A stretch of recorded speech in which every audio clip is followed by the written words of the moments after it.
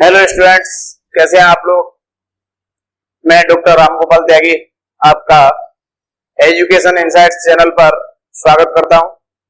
हम जो बात कर रहे थे फर्स्ट मॉड्यूल में, बात की हमने मानव के रक्त परिसंचरण तंत्र के बारे में और उसको आज हम कंटिन्यू कर रहे हैं।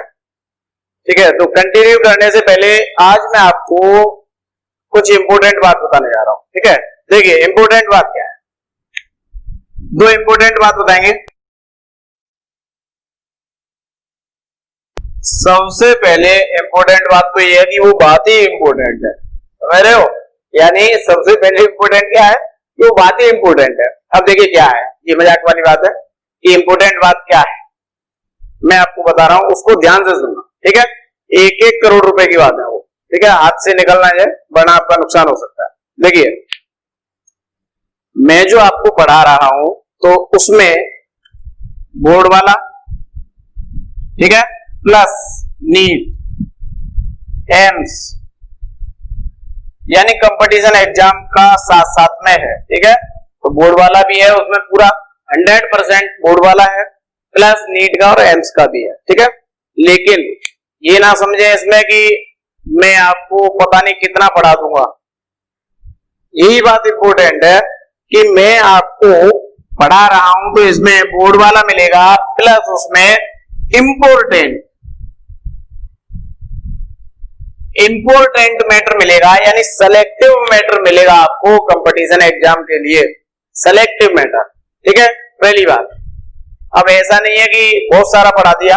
ठीक है, मेरा मानना है जैसे कि देखा होगा आप सभी लोग, देख लें नीट पे पेपर उठा करके देखोगे 80 से 90% मटेरियल एनसीईआरटी बुक से आ जाता है। ठीक है, फिर भी हम बहुत सारा पढ़ लेते हैं, पढ़ते ही रहते हैं। अब एक बात बताओ आप कि आपको 2 रोटी खाने, ठीक है, और 2 रोटी की जगह पर आपने 8 रोटी 6 रोटी खा ली, जबरदस्ती खा ली, क्या उनको पचा पाओगे, डाइजेस्ट कर पाओगे? नहीं कर पाओगे। तो क्या हो जाएगा, वॉमिटिंग हो जाएगी, अपच हो जाएगी, कब्ज हो जाएगी, फिर क्या होगा, दिक्कत होगी। क्यों? डाइजेस्ट नहीं कर पाए। इसी तरीके से अगर आपको बहुत सारा पढ़ा दिया तो क्या है, आप उसका रिवाइज ही नहीं कर पाएंगे, रिवीजन नहीं कर पाएंगे और वो कोई मतलब में नहीं आएगा, ना आप उसको ढंग से कर पाएंगे। समझ रहे हो। तो इंपोर्टेंट बात ये है कि हमें सेलेक्टिव मैटर मिले, उतना ही सेलेक्टेड, तो उससे होता है सिलेक्शन। किससे होता है? सेलेक्टेड मैटर पढ़ने से, सेलेक्टिव मैटर पढ़ने से। नॉलेज है उसका जरूरी नहीं है कि सिलेक्शन हो, और एक को कम नॉलेज है उसका सिलेक्शन हो सकता है, हो जाएगा। क्यों? क्योंकि उसने सेलेक्टिव मैटर पढ़ा और उसमें से ही आया। ठीक है, अब मान के चलो एग्जांपल ले लेते हैं, आप 10th क्लास पास किया आपने, अब 10th क्लास में आपको 11th का 12th का भी पढ़ा दिया, तो क्या आप उतने नंबर ला पाओगे जितने एक 10th क्लास का सिलेबस पढ़ने वाले बच्चे के आए? नहीं ला पाएंगे। क्यों? क्योंकि आपने बहुत सारा पढ़ा तो रिवीजन नहीं कर पाए, कंफ्यूजन हो गया, ये सारी चीजें हुई। तो इसलिए हमें ऐसा नहीं करना है, केवल इंपोर्टेंट चीज पढ़नी है। ठीक है, तो ये समझ में आ गया। यानी दूसरी बात, पहली बात सेलेक्टेड मैटर उतना ही पढ़ना है। ठीक है, जो अच्छा है मैटर उतना पढ़िए, ऐसा नहीं है कि बहुत ज्यादा पढ़ लिया, ऐसा नहीं करना है। ठीक है, मैं जो पढ़ाऊंगा वो आपको सेलेक्टिव मैटर पढ़ाऊंगा और उसमें से ही आएगा। ठीक है, पहली बात। दूसरी बात, कम पढ़ो अच्छा पढ़ो। दूसरी 1 करोड़ की बात, कम पढ़ो अच्छा पढ़ो, ये दूसरी इंपोर्टेंट बात है। ठीक है, यानी कम पढ़ो अच्छा पढ़ो। ऐसा नहीं है कि आपने क्या किया, एक दिन में बैठ के पूरी बायोलॉजी पढ़ डाली, क्या याद हो पाएगा आपको? नहीं हो पाएगा, लर्न नहीं कर पाएंगे। उतना ही पढ़िए जैसा मैंने पढ़ाया। एक मॉड्यूल हो गया, एक मॉड्यूल के नोट्स कंप्लीट कर लो एक दिन में, दूसरे दिन दूसरे के कंप्लीट कर लो, फिर रिवाइज करो। ठीक है कि नहीं? कम पढ़ो अच्छा पढ़ो, वो फायदेमंद है। आप खाना खाते हैं, ठीक है, आप 6 रोटी खा लो, 8 रोटी खा लो, ठीक है, उसमें न्यूट्रिशन अच्छा नहीं हो, न्यूट्रिएंट नहीं है, वो सब्जी वगैरह सारी चीजें खा रहे हैं, और एक कम खाओ अच्छा खाओ, क्वालिटी वाला खाओ, वो फायदेमंद। यानी मेरा कहने का मतलब, यानी कम पढ़ो अच्छा पढ़ो। तो ये दोनों इंपोर्टेंट बात है और इनको ध्यान में रखते हुए चलिए आगे। अब अपन स्टार्ट करते हैं। तो सबसे पहले मैं आपको रिवाइज करा देता हूं थोड़ा सा कि हमने फर्स्ट मॉड्यूल में क्या चर्चा की थी, क्या बात की थी। ठीक है, किसके बारे में बात कर रहे हैं, सभी को पता ही है किसके बारे में बात कर रहे हैं, मानव के रक्त परिसंचरण तंत्र के बारे में। ठीक है, ह्यूमन ब्लड सर्कुलेटरी सिस्टम या blood circulatory system of human, मानव का रक्त परिसंचरण तंत्र, मानव का रक्त परिसंचरण तंत्र। ठीक है, ये चल रहा है अपना। तो देखिए क्या क्या हमने इसमें पढ़ लिया है वो रिवाइज करा देता हूं। सबसे पहले मैंने बताया था कि आपको परिसंचरण तंत्र की जरूरत क्यों होती है, आवश्यकता क्यों होती है, क्योंकि जटिल जीव होते हैं जिनके शरीर की सभी कोशिकाएं वातावरण के संपर्क में नहीं आ पाती हैं, उनको परिसंचरण तंत्र की आवश्यकता होती है। क्यों? क्योंकि शरीर के सभी कोशिकाओं तक पोषक पदार्थों को पहुंचाने के लिए और हानिकारक पदार्थों को वहां से बाहर लाने के लिए। ठीक है, फिर परिसंचरण तंत्र कितने प्रकार का होता है? 2 प्रकार का, खुला परिसंचरण तंत्र और बंद परिसंचरण तंत्र। ठीक है, खुला परिसंचरण तंत्र यानी जिसमें रक्तवाहिनी नहीं पाई जाती है, ठीक है, उसमें रक्त में कोशिकाएं उतर डूबे हुए रहते हैं, उन्हें खुला परिसंचरण तंत्र कहते हैं। एग्जाम्पल बताया था जैसे अकशेरुकी जीव।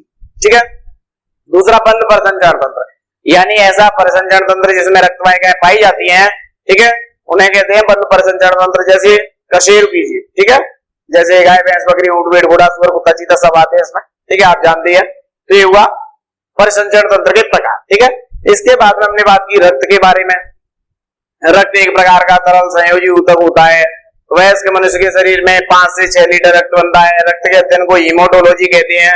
रक्त बनने की क्रिया हीमोटोपोइसिस कहलाती है, जो हमारे शरीर के हाथ पैर की लंबी अस्थियों के सिरों पर पाई जाने वाली ट्रेविक्यूली में लाल अस्थि मज्जा में होती है। ठीक है, ये जो हड्डियां हैं तो मैंने बताया था इनके सिरों पर ट्रेविक्यूली होती है, उसमें रक्त का निर्माण होता है। ठीक है, इसके बाद में हमने बात की थी रक्त के संगठन के बारे में। ठीक है, तो रक्त में 2 भाग होते हैं, मैंने बताया था प्लाज्मा और संगठित पदार्थ। प्लाज्मा 55% होता है, संगठित पदार्थ 45% होते हैं। प्लाज्मा के भी 2 भाग होते हैं। ठीक है, प्लाज्मा में 90 से 92% जल होता है और 8 से 10% अन्य घुले हुए पदार्थ होते हैं। ठीक है, अब जल तो जल ही जो हमारे शरीर के लिए महत्वपूर्ण है जैव रासायनिक क्रियाओं के लिए। अन्य घुले हुए पदार्थ हैं, उसमें 2 प्रकार के हैं, कार्बनिक और अकार्बनिक। कार्बनिक पदार्थों में मैंने आपको बताया था ग्लूकोज, प्रोटीन, ठीक है, वसीय अम्ल, एमिनो अम्ल, ग्लिसरॉल, ठीक है, एंजाइम, हार्मोन, ये सारी चीजें हैं कार्बनिक पदार्थ में। अकार्बनिक पदार्थ में आपके जल अपघट्य आते हैं, sodium ion, potassium ion, chloride ion, calcium ion, magnesium ion, bicarbonate ion, ये आते हैं अकार्बनिक पदार्थों में। ठीक है, इसके बाद हमने बात की थी संगठित पदार्थों के बारे में। संगठित पदार्थ है वो हमारे ब्लड का कितना है? 45% भाग बनाते हैं। ठीक है, कौन कौन से हैं? आरबीसी, डब्ल्यूबीसी और प्लेटलेट्स। ठीक है, यहां तक सबको पता होगा, समझ में आ गया होगा। उसके बाद हमने बात की थी आरबीसी के बारे में। आरबीसी क्या होती है? ठीक है, तो मैं आपको यहां पर एक बात बता देता हूं कि जो रक्त में पाई जाती है रक्त कणिकाएं, ठीक है, रक्त में क्या है?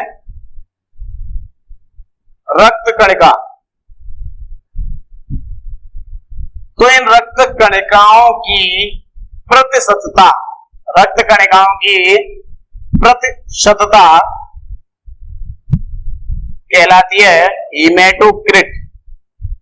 हीमेटोक्रिट यानी कहने का मतलब यह है रक्त में पाई जाने वाली रक्त कणिकाओं की प्रतिशतता को हीमेटोक्रिट कहते हैं। ठीक है, यानी रक्त में कितने परसेंट आरबीसी, डब्ल्यूबीसी, प्लेटलेट्स हैं, इसकी परसेंटेज जो निकाली है, प्रतिशतता है, वो हीमेटोक्रिट कहलाती है। ठीक है, तो यहां तक आपको समझ में आ गया होगा। उसके बाद में हमने बात की थी आरबीसी के बारे में। एरिथ्रोसाइट, लाल रुधिर कणिका, रेड ब्लड कॉर्पल्स। ठीक है, तो मैंने आपको बताया था इसकी जो आकृति होती है वो व्यापदल होती है बाइकोन के। 120 दिन इसका जीवन काल होता है। लाल अस्थि मज्जा में इसका निर्माण होता है। इसमें हीमोग्लोबिन पाया जाता है जिसके कारण इसका रंग लाल होता है। ठीक है, और ऊंट और लामा, ऊंट की प्रजाति का जो जानवर है लामा, उसकी आरबीसी में केंद्रक पाया जाता है, लेकिन मनुष्य की आरबीसी में या स्तनधारियों की आरबीसी में केंद्रक नहीं पाया जाता है। ठीक है, ये हम आपको बता चुके हैं मॉड्यूल फर्स्ट में। इसके बाद मैंने आपको बताया था कि जो हीमोग्लोबिन होता है, हीमोग्लोबिन का एक अणु ऑक्सीजन के 4 अणुओं का परिवहन करता है और हीमोग्लोबिन बाद में 2 भागों में टूटता है, हीम और ग्लोबिन में। हीम में जो आयरन होता है उसको यकृत में संग्रहित किया जाता है और जो शेष बचा हुआ पदार्थ है उसे बिलिरुबिन, बिलिवर्डिन में परिवर्तित कर दिया जाता है। ग्लोबिन प्रोटीन होती है। ठीक है, इस तरीके से मैंने आपको समझाया था। उसके बाद में आपको यहाँ पर बता दूं कि जो हीमोग्लोबिन की मात्रा है, हीमोग्लोबिन कितना पाया जाता है, ठीक है, वयस्क मनुष्य की बात कर रहे हैं। वयस्क स्वस्थ मनुष्य में स्वस्थ होना चाहिए, अगर स्वस्थ नहीं है तो कम भी हो सकता है। तो हीमोग्लोबिन की मात्रा है 15 ग्राम पर डेसीलीटर, ठीक है। स्वस्थ मनुष्य में हीमोग्लोबिन की जो मात्रा होती है 15 ग्राम पर डेसीलीटर होती है। अगर इसको एवरेज देखें तो एवरेज में जो मेल होते हैं, ठीक है, मेल को इस साइन के द्वारा प्रदर्शित करते हैं और फीमेल को इसके द्वारा दर्शा देते हैं। तो मेल में जो हीमोग्लोबिन होता है, हीमोग्लोबिन 14 से 18 ग्राम पर डेसीलीटर होता है, और जो फीमेल है उसमें हीमोग्लोबिन होता है 12 से 15 ग्राम पर डेसीलीटर, ठीक है। यानी कहने का मतलब ये है मेरा कि जो फीमेल है उसमें हीमोग्लोबिन की मात्रा कम होती है और मेल में हीमोग्लोबिन की मात्रा ज्यादा होती है, ठीक है। तो यहाँ पर आप याद कर लेना, समझ लेना।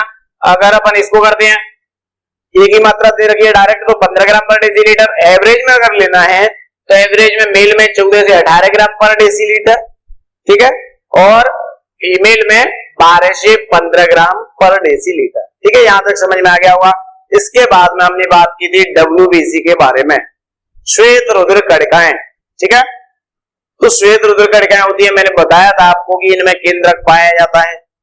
7000 प्रति घन मिमी होती है WBC की संख्या, और RBC की संख्या है वो कितनी है, मेल में 52 लाख प्रति घन मिमी, ठीक है, और फीमेल में 47 लाख प्रति घन मिमी, और इसमें है मेल में 52 लाख प्रति घन मिमी, ठीक है। ये मैंने आपको बता दिया था पहले मॉड्यूल फर्स्ट में। तो जो WBC है उसकी संख्या कितनी है, 7000 प्रति घन मिमी, और मैंने आपको अनुपात बताया था कि मनुष्य में पाई जाने वाली RBC और WBC का जो अनुपात है वो कितना है, 600:1, यानी 600 गुना अधिक पाई जाती है RBC WBC की अपेक्षा मनुष्य में, ठीक है। फिर मैंने बताया आपको कि जो WBC होती है, WBC अलग अलग प्रकार की होती है, इसकी आकृति अलग अलग प्रकार की होती है, ठीक है। और WBC के प्रकार हैं, WBC 2 प्रकार की होती है, ठीक है। कौन कौन सी, कणिकाणु और अकणिकाणु। तो यहाँ पर हम बात करेंगे WBC के प्रकार के बारे में, WBC के प्रकार, ठीक है। आज हम पढ़ने वाले हैं WBC के प्रकार, उससे आगे भी पढ़ेंगे, ठीक है। साथ का साथ रिवाइज करते रहें, जो पढ़ा रहे हैं मॉड्यूल के साथ में नोट्स कंप्लीट करते रहें, ठीक है। सबसे इंपॉर्टेंट बात ये भी है। तो देखिए WBC के प्रकार, WBC के प्रकार हैं। WBC कितने प्रकार की थी मैंने आपको बताया था, कौन कौन सी हैं। WBC 2 प्रकार की हैं, कणिकाणु और दूसरी अकणिकाणु, ठीक है। यानी इनको बोलते हैं हम ग्रेन्युलोसाइट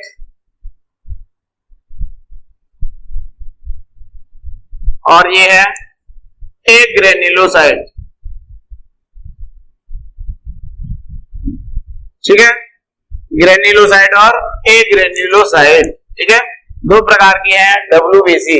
अब कणिकाणु की हम बात करें, ये 3 प्रकार की हैं, न्यूट्रोफिल, इयोसिनोफिल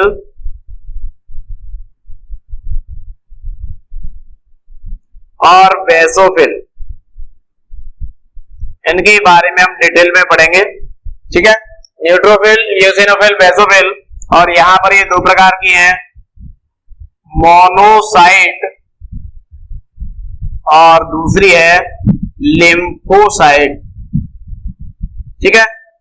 मोनोसाइट और लिम्फोसाइट। यहीं पर आपको मैं बता देता हूं कि ये कितने कितने परसेंट पाई जाती है, थोड़ा याद करने के लिए सिंपल हो जाएगा।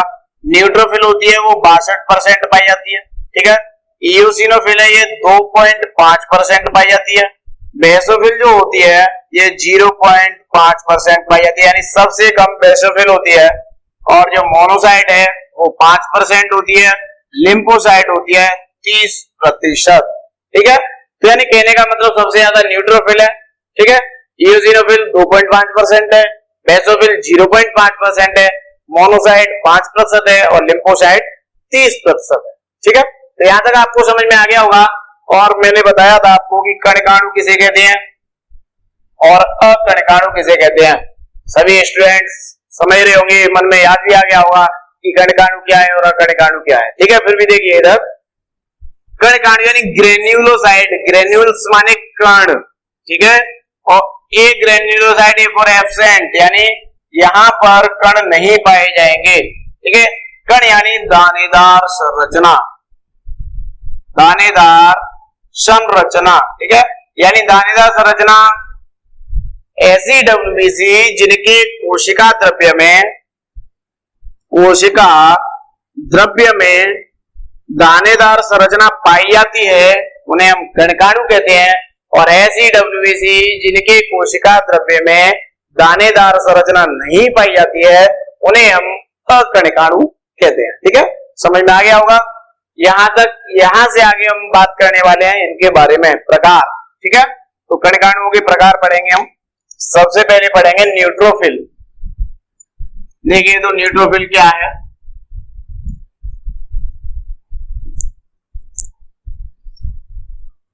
न्यूट्रोफिल के बारे में चर्चा करने जा रहे हैं।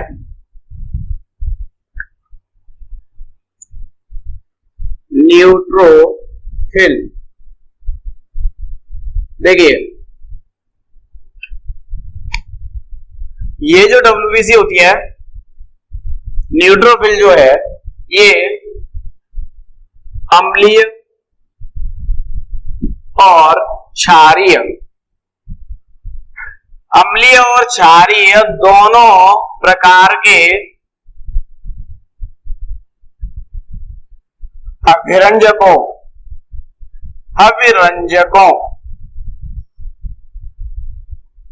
से, दोनों प्रकार के अभिरंजकों से अभिरंजित हो जाती है, कलर देती है, अभिरंजित। ठीक है, दोनों प्रकार से अभिरंजित हो जाती है, चाहे वो अम्लीय अभिरंजक हो चाहे क्षारीय। अम्लीय क्षारीय दोनों प्रकार के अभिरंजकों से अभिरंजित हो जाती है, यानी अम्लीय माध्यम में और क्षारीय माध्यम दोनों में कलर देती है, उसे हम कहते हैं न्यूट्रोफिल। ठीक है, तो इसे हम उदासीन रंजी भी कहते हैं, उदासीन रंजी, यानी अम्लीय क्षारीय दोनों माध्यमों में कलर दे रही है, इसलिए हम इसे उदासीन रंजी भी कहते हैं। कलर कौन सा देती है, ये देखिए, इसके द्वारा हल्का बैंगनी रंग,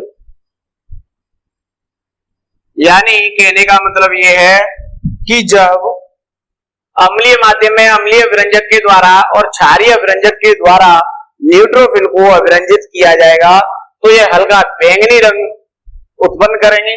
ठीक है, और इसीलिए इन्हें उदासीन रंजी कहते हैं। ठीक है, उदासीन रंजी या न्यूट्रोफिलिक। इनकी जो संख्या है वो मैंने आपको बताई थी, 62% पाई जाती है। ठीक है, एक और बात, 1 करोड़ की बात बता रहा हूं आपको, ध्यान रखना। जो न्यूट्रोफिल होती है इसकी कोशिका पारण क्षमता, कोशिका पारण क्या होती है ये मैं बताऊंगा आपको। कोशिका पारण क्षमता है ये अधिक होती है, यानी कोशिका पारण क्षमता का मतलब है कि कोशिकाओं की भित्ति से गुजरना, भित्ति से गुजरना, कोशिकाओं की भित्ति से गुजरना। जो अन्य कोशिकाएं होती हैं उनकी कोशिकाओं की भित्ति को पार कर जाती है, कोशिकाओं की भित्ति को पार कर जाती हैं और निकल जाती है दूसरी तरफ, इसे हम कहते हैं कोशिका पारण क्षमता। तो जो न्यूट्रोफिल होती है उसकी कोशिका पारण क्षमता अधिक होती है। कोशिका पारण क्षमता किसे कहते हैं, कोशिकाओं की भित्ति को पार करने की क्षमता कोशिका पारण क्षमता कहलाती है। ठीक है, तो समझ में आ गया होगा। एक बार दोबारा से रिपीट कर देता हूं।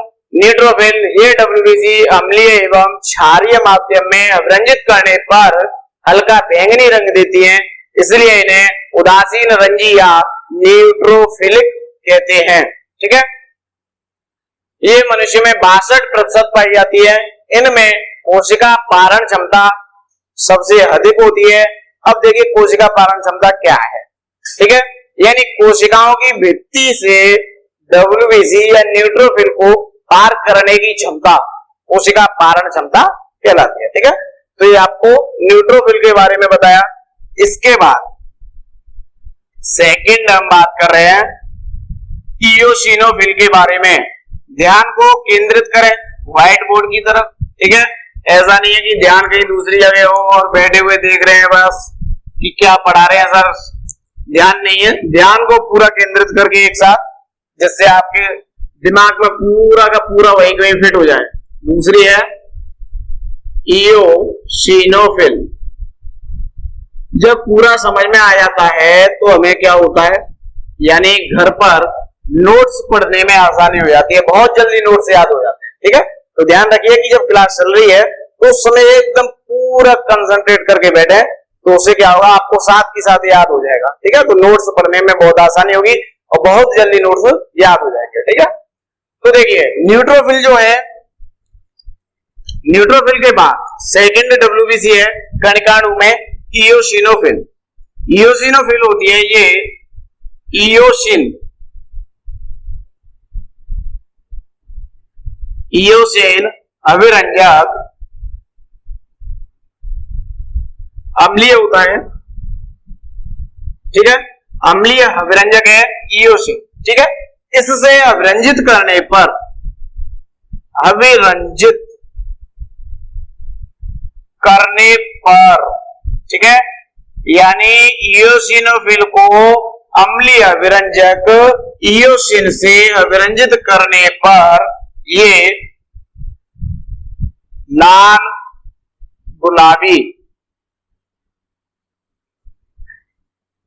गुलाबी रंग उत्पन्न करती हैं या लाल गुलाबी रंग से अभिरंजित हो जाती हैं। ठीक है, अभिरंजित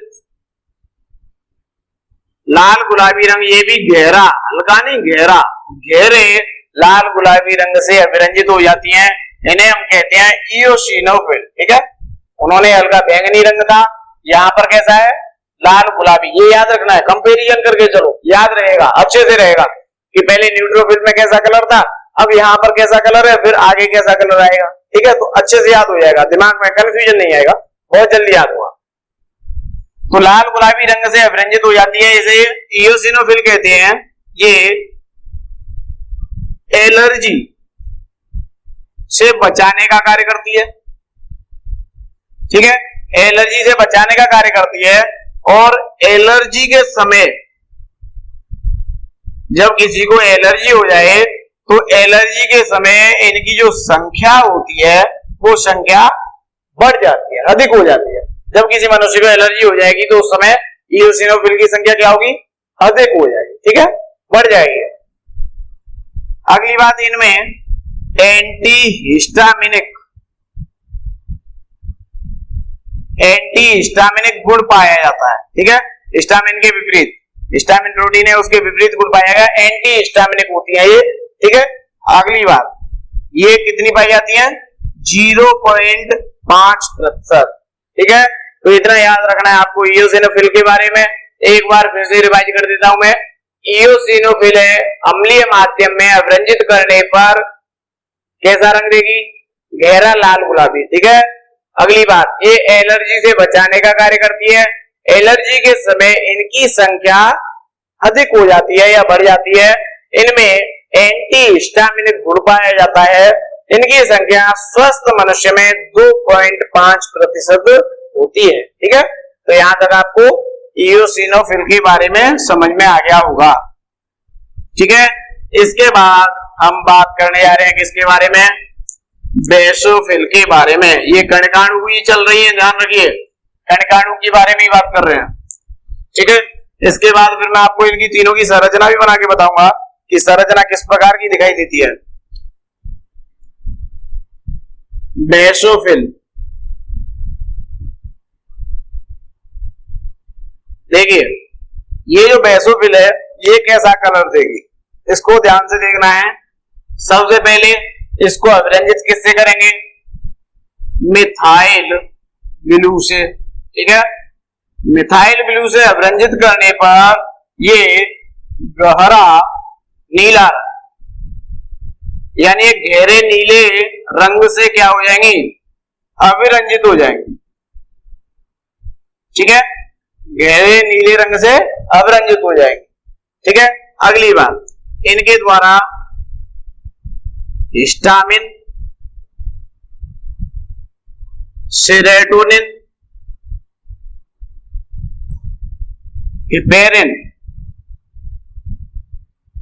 ठीक है, हिस्टामिन, सेरोटोनिन, हिपेरिन, ये पदार्थ किए जाते हैं क्या, स्रवित। ठीक है, इन पदार्थों को स्रवित किया जाता है किसके द्वारा, बेसोफिल के द्वारा। ठीक है, इनकी संख्या कितनी होती है, 0.5%। ठीक है, देखिए द्वारा फिर से, बेसोफिल इन्हें मिथाइल ब्लू के द्वारा अभिरंजित करने पर गहरे नीले रंग से अभिरंजित हो जाती हैं।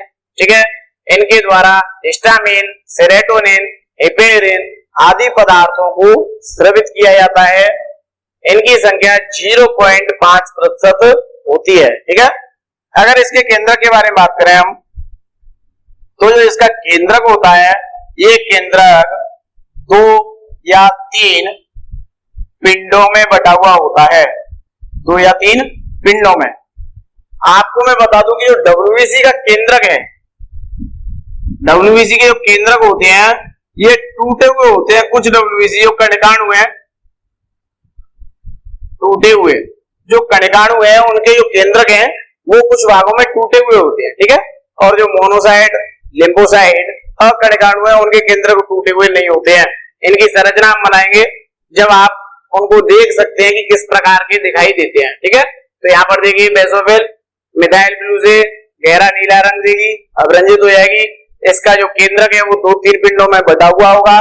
ठीक है, हिस्टामिन, सेरोटोनिन, हिपेरिन का स्राव करेगी और इसकी संख्या 0.5% होती है। ठीक है, बहुत ही सिंपल है, आसानी से आप याद कर सकते हैं। और कंपेरिजन कर लो, यहाँ पर आप तीनों हो गई कणिकाणु, यहाँ फिनिश हो जाती है। सबसे पहली न्यूट्रोफिल, न्यूट्रोफिल उदासीन रंजीती। ठीक है, उदासीन रंजी यानी उसमें कैसा कलर दिया था, हल्का बैंगनी, बैंगनी कलर दिया था। ठीक है, दूसरी क्या थी, यानी इयोसिनोफिल, वहां गहरा लाल गुलाबी रंग दिया था। ठीक है, और तीसरी क्या है, बेसोफिल, बेसोफिल ने कैसा कलर दिया है, गहरा नीला, गहरा नीला कलर। ठीक है, ध्यान रखना है। एक और बात, जो पहली न्यूट्रोफिल है वो अम्लीय और क्षारीय, अम्लीय क्षारीय दोनों माध्यमों में अभिरंजित होती है। दूसरी है न्यूट्रोफिल, ठीक है, इयोसिनोफिल जो है ये केवल अम्लीय माध्यम में अभिरंजित होती है। और जो बेसोफिल है, बेसोफिल केवल क्षारीय माध्यम में अभिरंजित होती है। ठीक है, ध्यान रखना है, तीनों में कंपैरिजन करा दिया है। यानी मिथाइल ब्लू क्या है, ये क्षारीय होता है। ठीक है, तो ये केवल क्षारीय माध्यम में अभिरंजित होगी। ठीक है, बहुत ही सिंपल है, अलग अलग उसको एकदम सेट कर लो दिमाग में। पहली वाली अम्लीय क्षारीय दोनों में, दूसरी वाली यानी इयोसिनोफिल केवल अम्लीय में और बेसोफिल केवल क्षारीय। ठीक है, कलर आपके सामने है, तीनों के अलग अलग कलर है। ठीक है, और उसके बाद में क्या स्रवित किया जाता है वो आपके सामने मैंने आपको समझा दिया है। ठीक है, चलिए, तो यहाँ पर कणिकाणु फिनिश हो जाती हैं और उसके बाद में अब हम बात करने वाले हैं अकणिकाणुओं के बारे में। एक ग्रेन्युलोसाइट, अकणिकाणु, देखिए अकणिकाणुओं की क्या विशेषताएं हैं।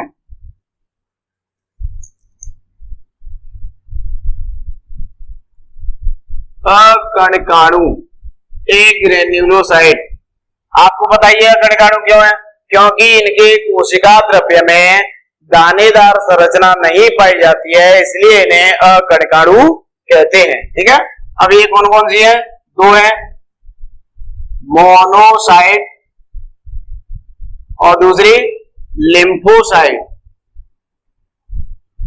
ठीक है, मोनोसाइट और लिम्फोसाइट। चलिए पहले हम बात करते हैं मोनोसाइट के बारे में। मोनोसाइट क्या है, देखिए सबसे पहली बात, जो मोनोसाइट है इसका जो केंद्रक होता है, ये केंद्रक किडनी के आकार का होता है। किडनी या सेम के बीज के आकार का होता है। आपने देखी होगी किडनी किस प्रकार की होती है और सेम का बीज भी देखा होगा। तो ये किडनी के आकार का होता है या सेम के बीज के आकार का होता है इसका केंद्रक, ठीक है। और केंद्रक का जो आकार है वो होता है 12 से 16 माइक्रोमीटर, ठीक है। 12 से 16 माइक्रोमीटर। जो अकणिकाणु होती है इनका जो केंद्रक होता है, केंद्रक ये 6 से 20 माइक्रोमीटर तक का हो सकता है, ध्यान रखना है, ठीक है। यानी 6 से 20 माइक्रोमीटर तक का इसका केंद्रक हो सकता है अकणिकाणुओं का। यानी मोनोसाइट का जो केंद्रक है वो 12 से 16 माइक्रोमीटर तक का होता है। अगली पॉइंट, 1 करोड़ की बात बता रहा हूं, ध्यान रखिए। ये जो मोनोसाइट है ये रोगाणुओं का भक्षण कर लेती है। भक्षण यानी खाकर नष्ट कर देती हैं, भक्षण कर लेती हैं या खाकर नष्ट कर देती है। उस समय भक्षण करती हैं, उस समय इसकी जो आकृति होती है, आकार या आकृति है, ठीक है, आकार जो होता है इसका डब्ल्यूबीसी का वो हो जाता है 80 माइक्रोमीटर, इतना बढ़ जाता है। यानी जब ये डब्ल्यूबीसी मोनोसाइट यानी डब्ल्यूबीसी है जो रोगाणुओं को खाती है तो उस समय इसका जो आकार है वो बहुत ज्यादा बढ़ जाता है कोशिकाओं के अंदर और हो जाता है 80 माइक्रोमीटर का। इसीलिए इसको हम क्या कहते हैं, बृहद बछकाणु। इसलिए हम इसको क्या कहते हैं, बृहद बछकाणु। ये बृहद बछकाणु कहलाता है, ठीक है। ये आपको समझ में आ गया होगा कि बहुत ज्यादा इसका जो आकार है वो बढ़ जाता है, ठीक है। अब मोनोसाइट, ये जो मोनोसाइट है, मोनोसाइट प्लस न्यूट्रोफिल, ठीक है। मोनोसाइट और न्यूट्रोफिल ये दोनों मिलकर रोगाणुओं को क्या करती हैं, खाकर नष्ट करती हैं, ठीक है। क्या करती हैं, खाकर नष्ट करती हैं, ठीक है। इसलिए हम इन्हें फेगोसाइट, फेगोसाइट या बछकाणु भी कहते हैं। इसलिए हम इन्हें फेगोसाइट या बछकाणु भी कहते हैं, ठीक है। एक और बात, ये जो दोनों होती है ये साथ में मिलकर के खाती हैं, ठीक है। तो साथ में मिलकर के रोगाणुओं को नष्ट करती हैं, इसलिए हम इन्हें सफाई कर्मी भी कहते हैं, सफाई कर्मी, ठीक है। ये सफाई कर्मी भी कहलाती हैं। हमारे शरीर के अंदर प्रवेश करने वाले रोगाणुओं को खाकर के नष्ट कर देती हैं, ठीक है। इन्हें सफाई कर्मी भी कहा जाता है। एक और बात जो मैं आपको बताने जा रहा हूं उस पर ध्यान दें, ठीक है, एकदम ध्यान केंद्रित करिए। देखिए, इनको संक्रमण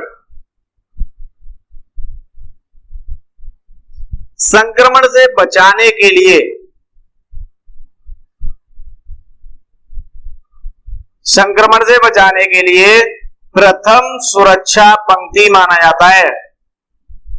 यानी शरीर में संक्रमण होने से बचाने के लिए इसे क्या कहा जाता है, प्रथम सुरक्षा पंक्ति माना जाता है। कि सबसे पहली जो सुरक्षा पंक्ति है वो मोनोसाइट और न्यूट्रोफिल दोनों होती हैं। ये दोनों मिलकर के हमारे शरीर में प्रवेश करने वाले रोगाणुओं को नष्ट कर देते हैं, ठीक है।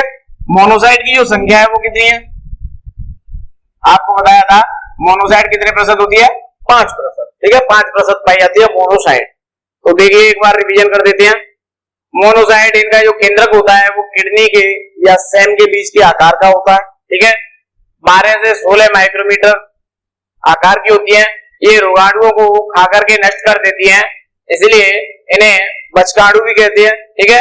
ये बच्छर जिस समय बच्छर करती हैं या खाकर के नष्ट करती हैं उस समय इनका जो आकार है वो बढ़ जाता है और 80 माइक्रोमीटर हो जाता है, इसलिए इन्हें बृहद बछकाणु भी कहते हैं, ठीक है।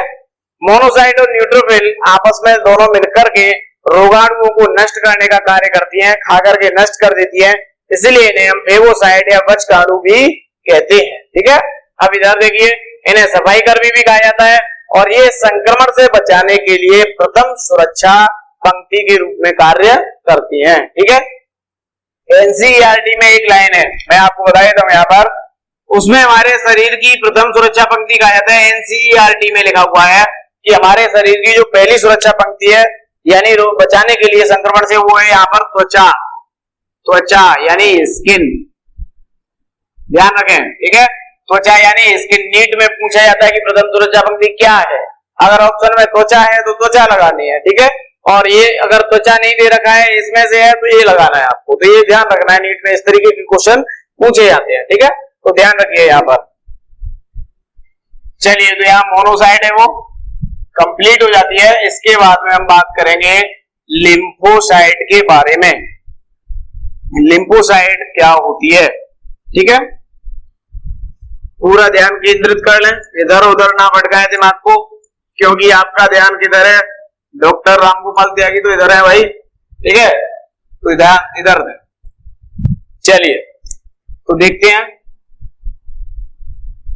लिम्फोसाइट।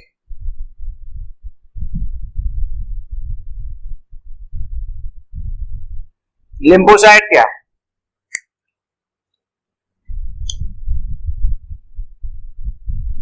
इसका जो केंद्रक होता है ये होता है अंडाकार। ठीक है, पहली बात, इसका जो केंद्रक है वो कैसा है? अंडाकार। दूसरी बात, कोशिका द्रव्य जो होता है, कोशिका द्रव्य पाया जाता है इसमें कम। ठीक है, लिम्फोसाइट में कोशिका द्रव्य होता है कम। तीसरी बात, इसका जो निर्माण होता है, निर्माण होता है थाइमस और लसिका ऊतकों में, थाइमस और लसिका ऊतकों में। ठीक है, ध्यान दें, क्योंकि लिम्फोसाइट को हम लसीकाणु भी कहते हैं। क्या कहते हैं लिम्फोसाइट को? लसीकाणु। ठीक है, लिम्फोसाइट को हम लसीकाणु भी कहते हैं और हमारे शरीर में पाया जाता है लसीका तंत्र, लिम्फेटिक सिस्टम। ठीक है, तो लिम्फेटिक सिस्टम है, वहां पर ये लिम्फोसाइट पाई जाती है और निर्माण कहां पर होता है? थाइमस में और लसिका ऊतकों में। ठीक है, इनकी जो संख्या होती है, संख्या कितनी होती है? 30%। ये 30% पाई जाती है हमारे शरीर में। ठीक है, सबकी परसेंटेज मैंने आपको बता दी है। और जो लिम्फोसाइट होती है ये होती है दो प्रकार की। ठीक है, लिम्फोसाइट कितने प्रकार की है? दो प्रकार की, टी लिम्फोसाइट और बी लिम्फोसाइट। ठीक है, टी लिम्फोसाइट और बी लिम्फोसाइट। ठीक है, समझ में आ गया होगा आपके में। ये दोनों क्या कार्य करती हैं? ये प्रतिरक्षा तंत्र को मजबूत करती हैं। ठीक है, प्रतिरक्षा तंत्र को मजबूत करती हैं और इसके साथ साथ एंटीबॉडीज भी बनाती हैं। ठीक है, एंटीबॉडीज बनाने का भी कार्य करती हैं। ठीक है, तो यहां पर आपको समझ में आ गया होगा कि जो लिम्फोसाइट होती है, लसीकाणु है, वो क्या है। सबसे पहली बात, इसका केंद्रक अंडाकार होता है। इनके कोशिका द्रव्य में, ठीक है, कोशिका द्रव्य की जो मात्रा होती है वो कम होती है और इनके कोशिका द्रव्य में दानेदार संरचना नहीं पाई जाती है, इसलिए इन्हें हम अकणिकाणु कहते हैं। ठीक है, इनका निर्माण थाइमस में और लसिका ऊतकों में होता है। ठीक है, इनकी जो संख्या है वो स्वस्थ मनुष्य में 30% पाई जाती है।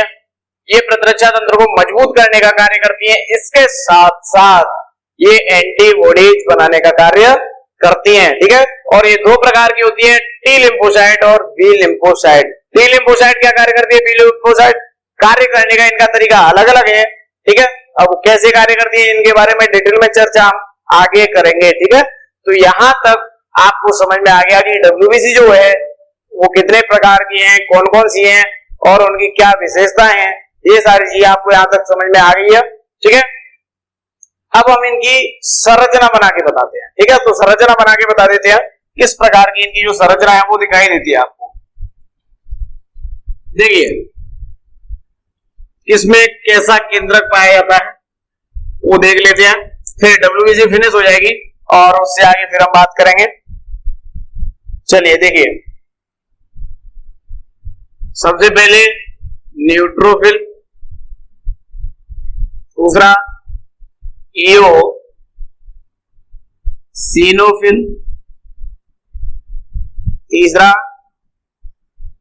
वैसोफिल, ठीक है, न्यूट्रोफिल, यूसिनोफिल, बेसोफिल। इनकी देखिए संरचना किस प्रकार की दिखाई देती है।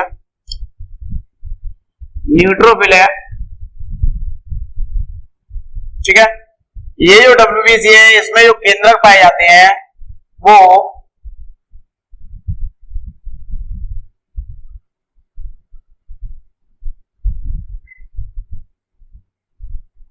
चार से 7 पिंडों में बटे हुए होते हैं, ठीक है। इस प्रकार से ये जो पिंड आपको दिखाई दे रहे हैं टुकड़ों में होते हैं, ठीक है, और आपस में ज्वाइंट होते हैं, जुड़े हुए होते हैं।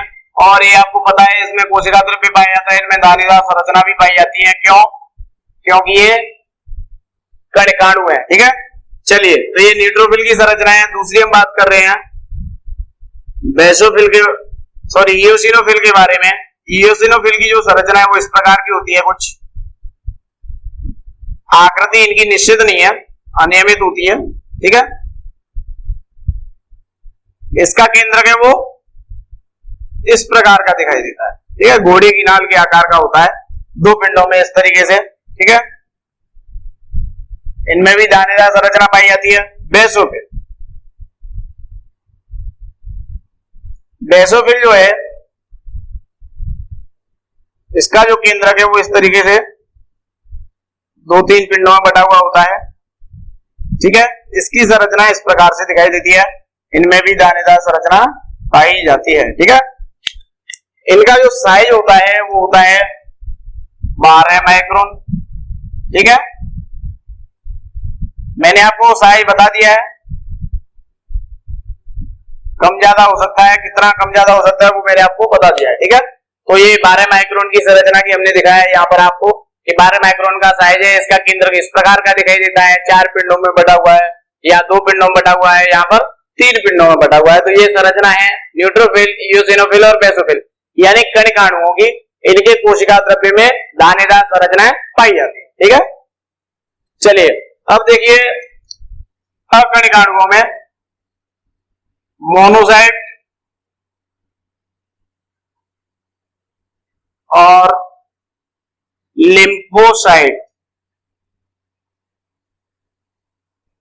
इनकी जो संरचना है वो किस प्रकार की दिखाई देगी आपको। देखिए, मैंने आपको बताया था कि जो मोनोसाइट है उसका जो केंद्रक है वो कैसा होता है, किडनी के आकार का या सेम के बीज के आकार का, ठीक है।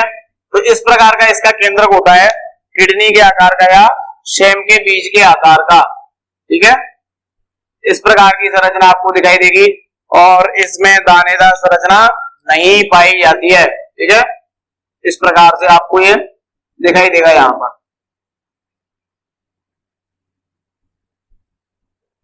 ठीक है। इसका जो केंद्रक है वो इस प्रकार का है, इसमें कोशिका द्रव्य है वो अधिक पाया जाता है, ठीक है। लिम्फोसाइट की अपेक्षा इसमें कोशिका द्रव्य क्या होता है, अधिक होता है, ठीक है। इसका जो साइज है मैंने आपको बता दिया है कि इसका जो साइज है वो अलग अलग हो जाता है, कम ज्यादा। जब खा लेती है किसी को तो 80 माइक्रोन भी हो जाता है, वैसे 12 से 15 माइक्रोन भी होता है, ठीक है। तो यहाँ पर हम ले लेते हैं 15 माइक्रोन का है, ठीक है।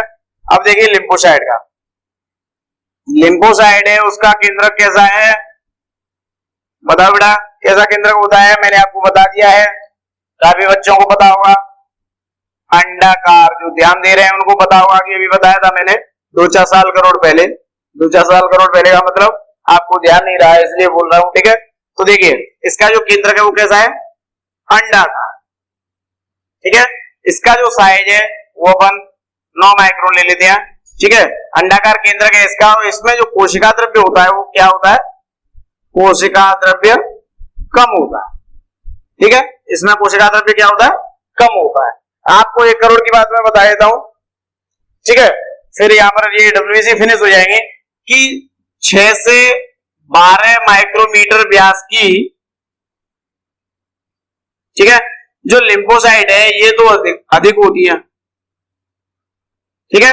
और 10 से 20 माइक्रोमीटर साइज की जो लिम्फोसाइट है ये होती है कम। ये आपको याद रखना है, 1 करोड़ की बात है, ठीक है। जो शरीर में, मनुष्य के शरीर में 6 से 12 माइक्रोमीटर व्यास वाली जो लिम्फोसाइट है, ठीक है, साइज वाली वो तो है अधिक पाई जाती है, छोटी वाली, ठीक है, छोटी वाली है तो ये पाई जाएंगी अधिक, और जो 10 से 20 वाली माइक्रोमीटर वाली है वो कम पाई जाएंगी, ठीक है। तो यहाँ पर WBC फिनिश हो जाती है और इसके बाद में हम चर्चा करेंगे नेक्स्ट मॉड्यूल में प्लेटलेट्स के बारे में, ठीक है।